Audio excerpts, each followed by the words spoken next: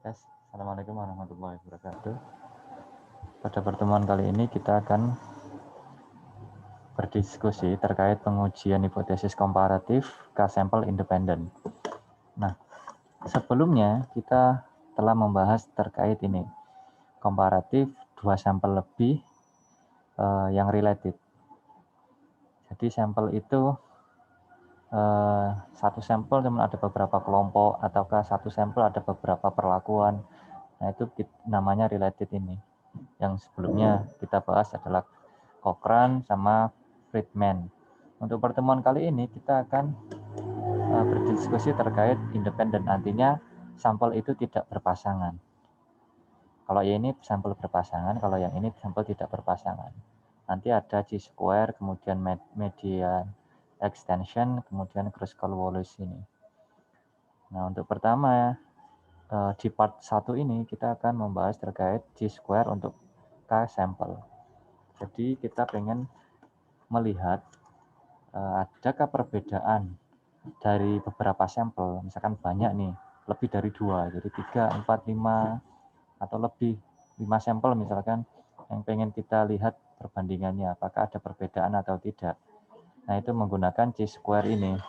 Nanti dalam pengujian hipotesis komparatif ini, kita ada Chi-square K-sampel, itu kita gunakan pada data nominal.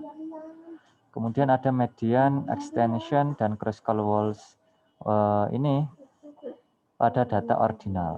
Nah, ini. Kalau yang ini Chi-square kita data nominal, data ordinalnya bisa menggunakan dua ini. Yang pertama ini, kita masuk ke Chi-square K-sampel. Ini adalah rumusnya. Nanti kita langsung praktekkan saja.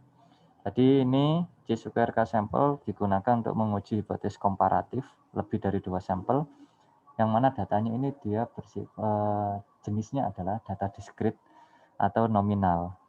Data ya tidak, sukses, gagal, warna hitam, warna putih, nah kayak gitu. Nah, langsung saja masuk ke contoh. Ini contohnya, dilakukan penelitian, sebentar saya arahkan. Dilakukan penelitian untuk mengetahui ada tidaknya perbedaan harapan hidup antar penduduk yang ada di Pulau Jawa. Nah, ada Jakarta, Jawa Barat, Jawa Tengah, Jawa Timur, dan DIY. Ini adalah sebagai sampel 5 provinsi. Di 5 provinsi ini kita bandingkan taraf harapan hidupnya itu lebih, apakah ada perbedaan dari 5 lokasi ini. Nah, kemudian dalam hal ini umur harapan dikelompokkan menjadi 2, yaitu di atas 70 tahun dan di bawah 70 tahun. Jadi taraf harapan hidupnya yaitu kita kategorikan yang di atas 70 tahun dan yang di bawahnya. Kemudian berdasarkan data 1.100 anggota sampel di kota Jakarta itu 300 orang berumur 70 tahun ke atas, 800 orang berumur di bawah 70 tahun. Kemudian yang di Jawa Barat itu 700 orang dari 1.300 ini yang umurnya di atas 70 tahun dan di bawah 600 tahun, dan di bawah 70 tahun adalah 600 orang. Kemudian yang di Jawa Tengah dari sampelnya 1.300 ini 800 orang berumur 70 tahun ke atas dan 500 lainnya berumur 70 tahun ke bawah. Dari sampel 1.200 di Jawa Timur, 700 orang berumur 70 tahun ke atas dan 500 orang berumur 70 tahun ke bawah. Dan terakhir ini di Jogja, di daerah istimewa Yogyakarta, ini 900 sampel, 600 di atas 70 tahun, 300 orang berumur 70 tahun. Nah, sehingga kita bisa buat judul penelitiannya yaitu perbedaan harapan hidup penduduk 5 provinsi di Pulau Jawa. Ini topiknya yang dari kasus yang kita amati ini. Kita bisa membuat judulnya seperti ini. Kemudian variabel penelitiannya adalah harapan hidup. Kita pengen membandingkan harapan hidup dari 5 lokasi tersebut, dari 5 provinsi di Jawa itu. Kemudian rumusan masalahnya, adakah perbedaan yang signifikan antara harapan penduduk, harapan hidup ya, penduduk di 5 provinsi di Pulau Jawa. Ini adalah rumusan masalahnya. Selanjutnya, sampelnya itu tadi, yang saya sebut di awal itu. Nah ini, kemudian hipotesisnya, ketika H0 adalah tidak terdapat perbedaan dari 5 provinsi. Ketika HA berarti terdapat perbedaan dari harapan hidup penduduk di 5 provinsi itu. Nah, kriterianya, atau bisa ditulis hipotesisnya seperti ini. Artinya kalau sama dengan kan berarti tidak ada perbedaan. Sama dengan. Kalau tidak sama dengan berarti artinya terdapat perbedaan atau HA ini. Kemudian kriteria pengujian hipotesisnya adalah diterima H0 jika nilai C kuadratnya itu lebih kecil daripada C kuadrat tabelnya. Kalau C kuadrat hitungnya itu lebih besar daripada C kuadrat tabel, berarti nanti HA-nya yang diterima. Kemudian dari penyajian data, selanjutnya adalah kita perlu untuk mengisi seluruh kolom yang ada pada tabel. Setelah ini ada tabel yang perhitungan yang mana nanti ada frekuensi yang diharapkan. Jadi adanya harapan hidup itu berapa tiap daerah, itu kita kelompokkan, kemudian kita masukkan ke rumus yang awal tadi. Nah setelah ini kita praktekkan saja. Nah dari wawancara itu tadi, sampel yang kita amati, ternyata yang umur yang 70 tahun ke atas, dari 5 provinsi, dan yang 70 tahun ke bawah itu sekian. Ini. Nah, sudah ada. Nah, ini adalah data yang 70 tahun ke atas ini 1000. Oh maaf, 300. 1100, 1300, 1200, dan 900 ini adalah jumlah provinsi, jumlah penduduk sampelnya, sampel penduduk di provinsi itu ada 5. Nah kemudian ini 300, 700, 800, 700, 600 ini adalah penduduk, jumlah penduduk yang umurnya di atas 70 tahun. Ini adalah total keseluruhan penduduk sampel ya, yang kita jadikan data pengamatan itu. Dari 5 provinsi, totalnya adalah 5.800 penduduk. Nah, sehingga kita jumlahkan yang umur 70 tahun ke atas adalah 3.100 dibagi dengan 5.800 total sampelnya. Hasilnya adalah 53,49%. Artinya, dari keseluruhan sampel yang kita amati, penduduk yang umurnya 70 tahun adalah sebesar 53,49%. Sedangkan yang penduduk itu umurnya 70 tahun ke bawah itu adalah 46,55%. Nah, dari jumlah ini, jumlah tiap provinsi yang umurnya 70 tahun ke bawah dibagi dengan total keseluruhan sampel kali 100%. Ketemulah 46,55%. Nah, frekuensi harapan itu kita peroleh dari ini. Ini adalah total jumlah penduduk, total sampel penduduk dari tiap provinsi kita kalikan dengan persentase jumlah penduduk yang jumlah sampel penduduk yang umurnya 70 tahun ke atas adalah 53,49. Kita kalikan tiap item. Tiap provinsi kita kalikan, ketemulah ini.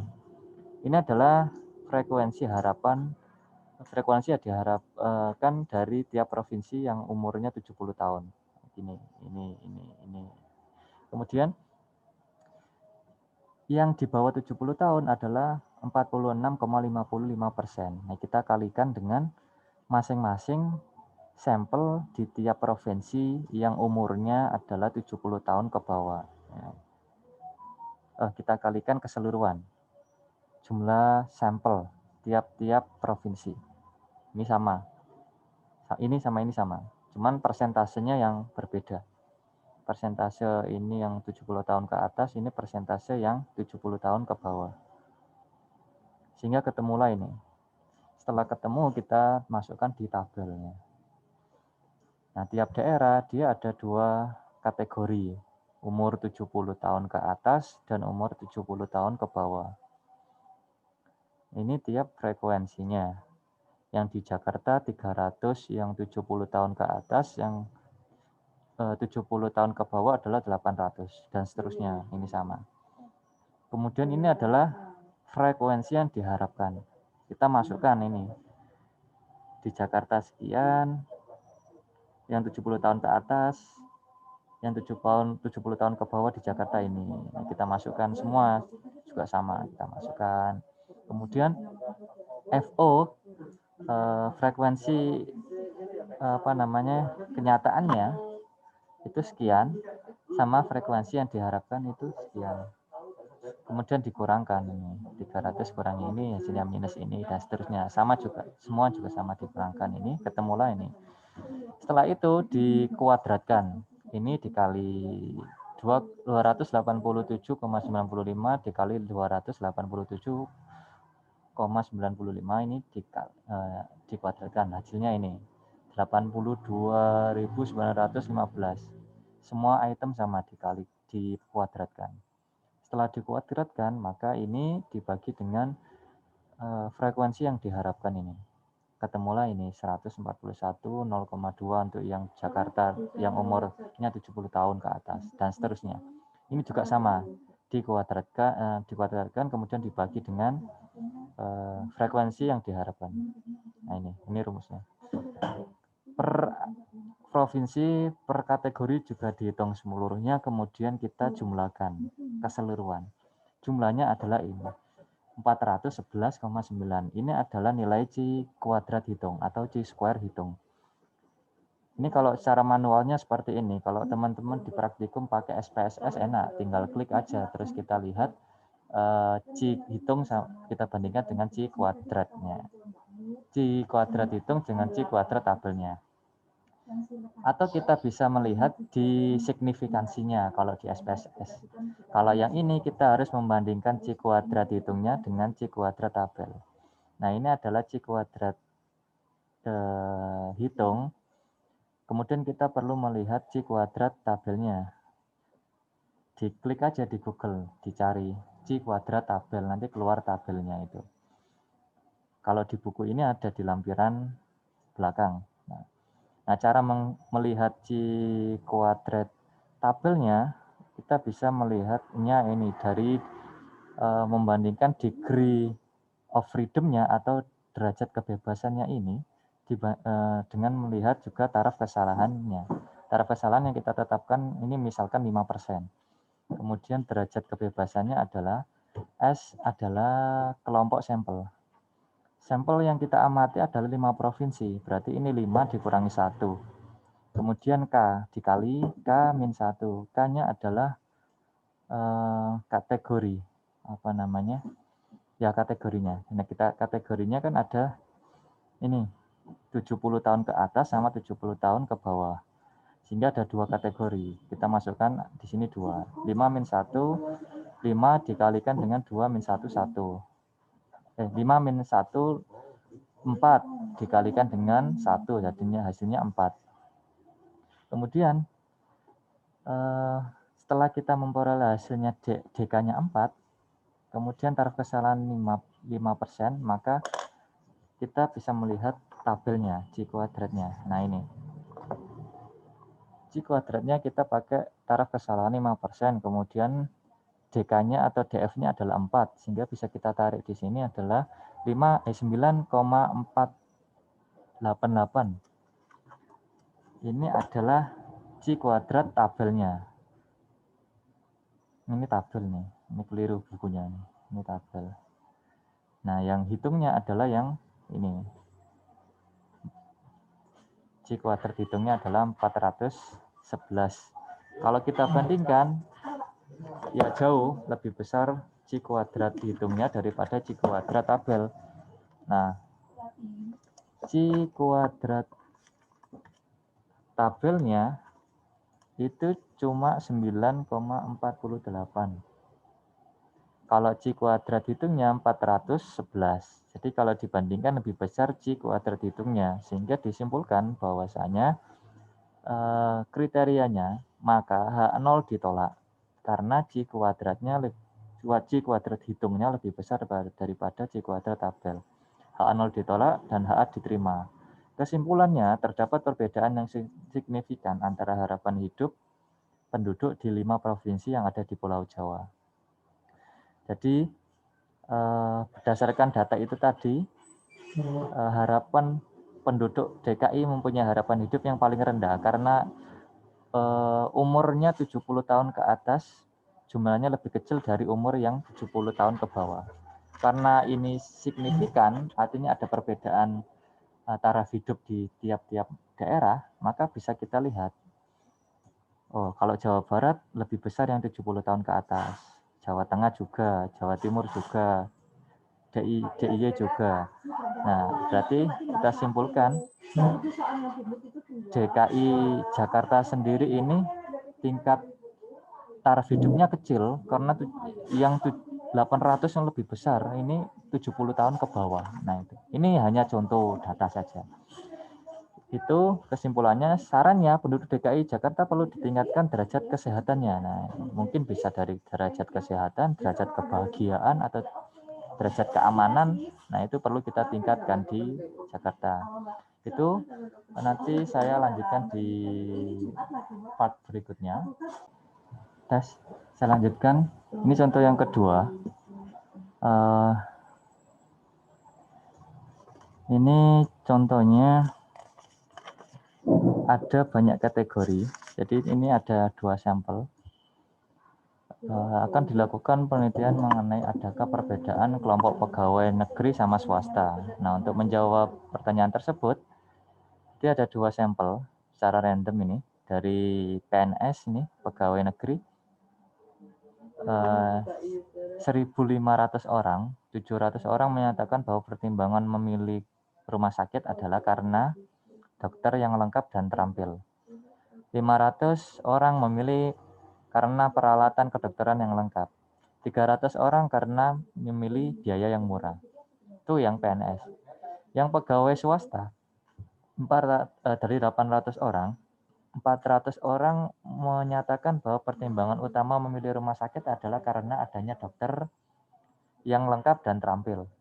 Kemudian 300 orang karena peralatan kedokteran lengkap dan 100 orang karena biaya murah. Nah, sehingga bisa kita buat judul penelitiannya adalah pertimbangan pegawai negeri dan swasta dalam memilih rumah sakit. Jadi apa nanti pertimbangannya apa? Kemudian variabel independennya adalah jenis pekerjaan.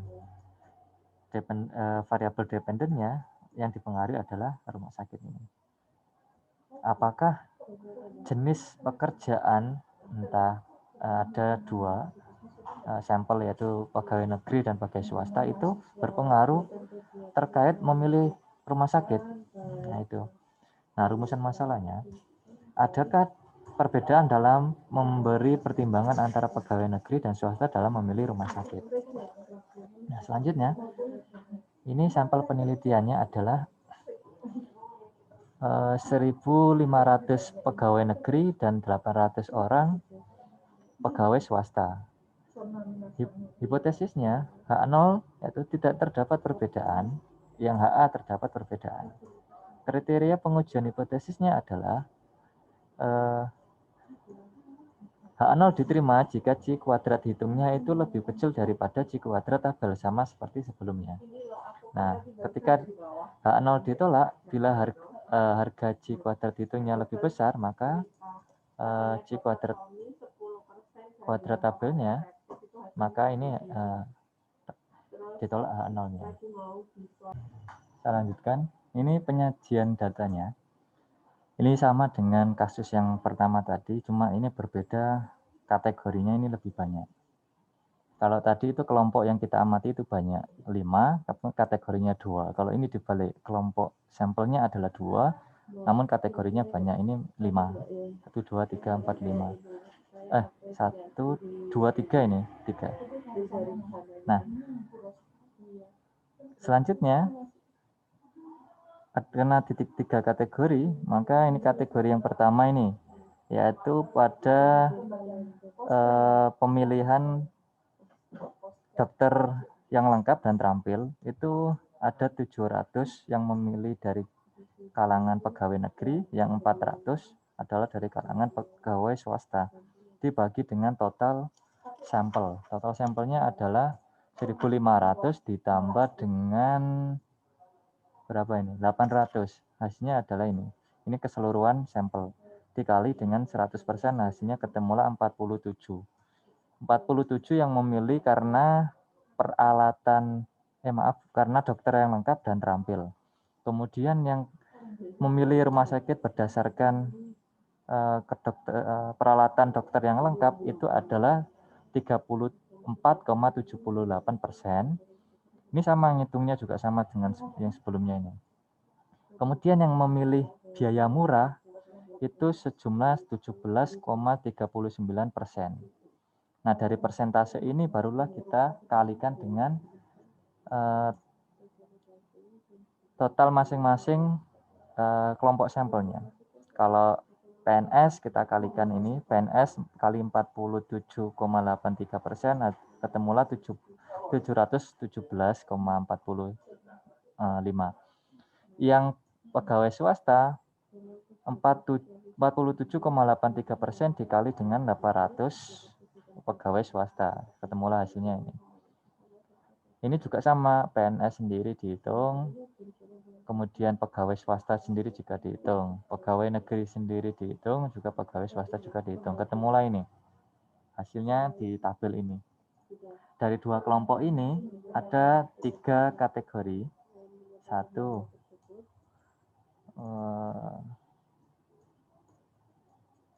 2, sama biaya murah ini.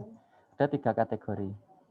Nah, ini adalah data dari pengamatan data sebenarnya. Ini adalah frekuensi yang diharapkan. Nah, dari diharapkan ini adalah dikalikan dengan ini. Kita masukkan. Nah, ini masing-masing. Setelah diketahui ini, kita kurangkan yang dari hasil wawancara sebenarnya dikurangi dengan frekuensi yang diharapkan. Ketemulah ini. Kemudian kita pangkatkan 2. Kita kuadratkan. Kemudian dibagi dengan kuadrat ini dibagi dengan frekuensi yang diharapkan per masing-masing kategori. Kemudian barulah kita jumlahkan total keseluruhan, ini adalah 233. Step selanjutnya ini kan rumus ini sudah nih yang atasnya. Step selanjutnya kita mencari C kuadrat tabelnya. Nah ini S sama min 1. S-nya adalah itu tadi kelompoknya. Nah ini S-nya di awal tadi. S-nya adalah jumlah kelompok sampel. Jumlah kelompok sampelnya adalah 2. Kita masukkan 2 min 1. K-nya adalah kategorinya. Kita ada berapa kategori? 3 kategori min 1 hasilnya 2. Nah, sehingga ini 1, 2 min 1, 1, 3 min 1 ini 2. 2 kali 1 ini 2. Ketemulah DK-nya atau DF itu 2. Kemudian taraf kesalahannya adalah 5%.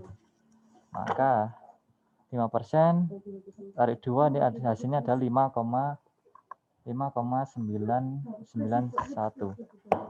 Nah ini 5,991. Kita bandingkan, ternyata C kuadrat hitungnya itu lebih besar daripada C kuadrat tabel. Nah, sehingga simpulannya adalah bahwasanya HA0 ditolak dan HA diterima. Karena C kuadrat hitungnya lebih besar daripada C kuadrat hitung. Kalau HA diterima, artinya terdapat perbedaan yang signifikan antara pegawai negeri dan pegawai swasta dalam memberikan pertimbangan untuk memilih rumah sakit. Nah, jadi perbedaan secara ini bisa kita generalisasikan ya. Jadi sehingga kita bisa menarik kesimpulan dari karena ada perbedaan yang signifikan tadi. Jadi pegawai negeri dan pegawai swasta dalam memilih rumah sakit itu berbeda. Sehingga kita bisa lihat dari data, mana data aslinya nih, data lapangnya adalah ini 700 ini. Dari pegawai negeri yang paling diminati karena rumah sakit yang dokternya lengkap. Kemudian pegawai swasta juga yang dokternya lengkap. Jadi sarannya adalah rumah sakit perlu menyediakan pelayanan kesehatan yang murah sesuai kemampuan pegawai negeri. Sebentar. Ini sarannya salah nih, karena bisa kita lihat di sini, ini paling besar, maka yang perlu dilakukan adalah rumah sakit meningkatkan kelengkapan dokter. Ini harus memilih dokter yang lengkap dan terampil. Itu adalah sarannya.